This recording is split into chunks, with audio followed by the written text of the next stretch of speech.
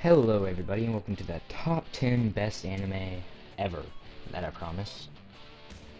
Uh, so I actually made this yesterday, and then I got that stupid error message on PlayStation that wouldn't allow me to do it, so I had to remake it all. But that's besides the point. Anyway, let's get right into the anime with number 1. Elfen Lied. This anime has like a very special place in my heart, but I warn each and every viewer, this anime is not for the faint of heart. It contains very disturbing and gory images as well as some nudity. The story is very intriguing. It follows a young girl named Lucy, born a Dalakanas. Hated by regular humans, she is forced to grow in a hate-filled environment until eventually being transported to a high-security prison. She then escapes after being shot in the head and losing all of her memory. She washes up on a beach to be confronted by two cousins who take them back to their house. Little do they know the horrible secret she hides. Like I said, I will not recommend this to the faint-hearted, but if you like an awesome story with great character development, this one is for you. Oh yeah, and I'm sorry if I'm sounding bored, it's because I already recorded this, and yeah. Okay. But in about 10 seconds, we will be getting to number 9, which I hope you don't kill me for. Number 9, Death Note. Don't hurt me for putting this at number 9 like I just said. This anime is 37 episodes long, and it will keep you on the edge of your seat to the very end. Death Note is a dramatic murder mystery about a high school student, Yagami Light, who goes head-to-head against the greatest detective in the world, L. Light finds Death Note and proclaims to use it to get rid of all the world's evil. The famous detective L is out to get Light, now known as Kira. While he knows the murderer is Light Yagami, he doesn't have enough evidence to bring him back to justice. So basically, it's a full-out rivalry about a high school murderer and a detective, each trying to bring each other to justice. So if you're off a weekend, and you know, it's only 37 episodes, just sit on the couch and give this one a try. It's very nice. Okay, now this next one, I changed a little bit. It used to be Attack on Titan, but you'll see what it is next.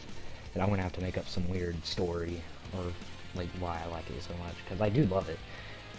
8, Toradora. Okay, so this anime is about 24 episodes long, and I wish they would make another season, but they didn't. Anyway, it's about a guy named Ryuji and a girl named Taiga. So I wrote down all my summaries about it. So basically, I'm just gonna give you what I got from it. So basically, at the beginning they hate each other, and then throughout they keep getting into situations where they are forced to help each other out, and their relationship starts to deepen, and then they realize that hidden love that they had for each other. And yeah, it's pretty good. I loved it. The animation is great, the voice acting is great, even the English dub wasn't too bad. And to be completely honest, I'm not even a big fan of English dubs. Oh, and another good English dub is what's next on this list. Surprisingly, it was actually really good. The Japanese version is better though. Number 7, Sword Art Online. Now I know most of these are very mainstream anime. Well, that's what I would have if I put Attack on Titan there. But that is because they're so good. Sword Art Online is about a VMR or VRMO RPG. Oh my god, that's a mouthful. Say VRMMO RPG real fast 10 times.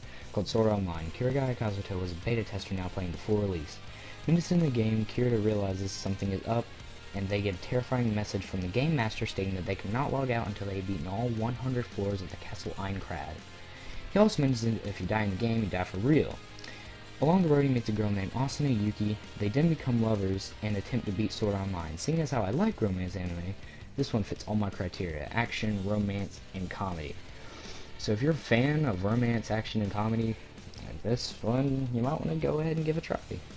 Just pretend that you don't know that it's very mainstream. Freaking hipsters. Number 6, Mirai Nikki. This is also an anime not meant for the faint heart. It contains nudity and graphic scenes of violence and rape. But don't let that scare you away from this masterpiece of an anime.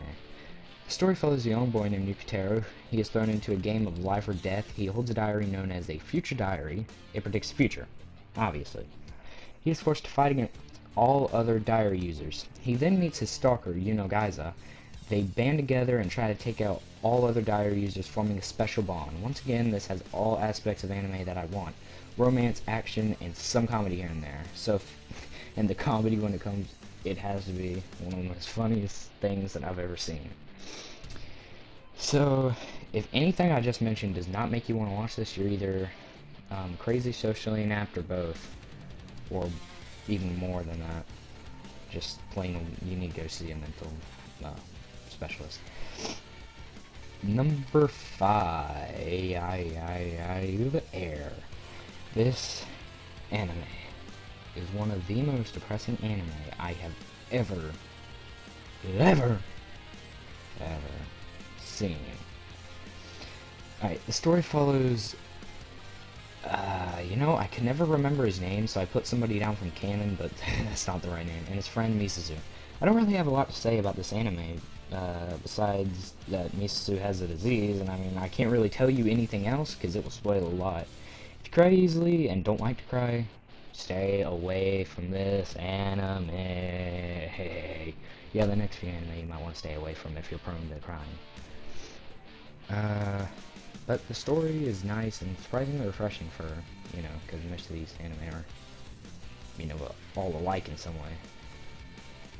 And in about 5 seconds, we will get to number 4, which is, I just got done watching, actually, like maybe a week ago. No, more like 4 days ago. Canon 2006. I have no words. 2 depressing anime in a row. And guess what? They're made by the same people. Yep. Same exact people. Thank you, Key Studios. Well, they actually made the visual novels, not the anime itself, but still, they are the evil minds behind it. You know, makers of Clannad and Little Busters and Angel Beats. So this story is about Yuichi and his return to a city that he once visited. He keeps meeting people from his past, all of which he had forgotten. Throughout the show, he is forced to relive all the painful memories he lived through with them. This anime is so sad. Like, I was crying 10 episodes in, like, legit, because, yeah, just... The first story arc is probably the saddest. So is last story arc. But the best story arc, in my opinion, was the second story arc. Okay. But, yeah, this anime is an extremely good watch. Number 3 in about 5 seconds. Number 3. Oh, Angel Beats. Never mind. You want sad? This is sad. Like, really sad. Like, so sad I cried for basically you. So basically, this is an anime about a guy named Otanashi and his going to the afterlife, where he's forced to try not and die a bajillion times by banding together with people that he meets. And they also have to fight against the so-called angel. Now, well, thanks there. This anime is so good. The animation, the English dub is even, like, perfect, and, like, the dub, or the sub, is as good as well. It's amazing in every aspect. So, but the rest of the story, I didn't really give you a good rundown. You're gonna have to find the rest out for yourself. Number 2. Anohana. Take a ride on the field train. This anime is your one-way ticket to Philadelphia. This anime is about a guy who lost his friend as a child, and the friend is back and sticking around him. The thing is, only he can see her. All of his other childhood friends, which were also friends with the girl at the time, are unable to see her. But they all aren't friends anymore anyway, right? But somehow they always end up in the same situation, same place. They always run into each other somehow, and that seems pretty complicated when he's talking to somebody that they can't even see.